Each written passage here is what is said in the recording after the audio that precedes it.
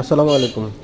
যাদের ভুট্টা এরকম সাইজ হয়েছে, আপনারা সর্বক্ষণ লক্ষ্য করবেন যে পানি দেওয়া লাগবে এবং সার দেওয়া লাগবে।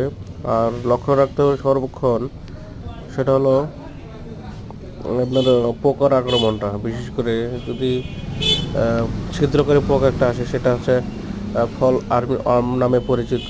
এই পোকাটার জন্য আপনারা ব্যবহার করবেন, ফরমিন ব্যবহার করতে পারেন, আপনার গোল্টা প্লাস ব্যবহার করতে পারেন।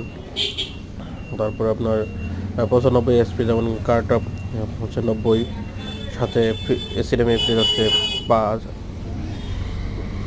এই ব্যবহার করে আপনার দ্রুত ফলাফল পাবেন। তবে লক্ষ্য রাখতে হবে, মাটি শুকিয়ে গেলে অবশ্যই পানি দিতে হবে। পানি ছাড়া বিকল্প নাই।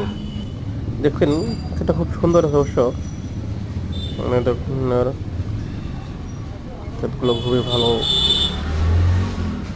গাছের গোড়াটা মোটামুটি বেশ সুন্দর।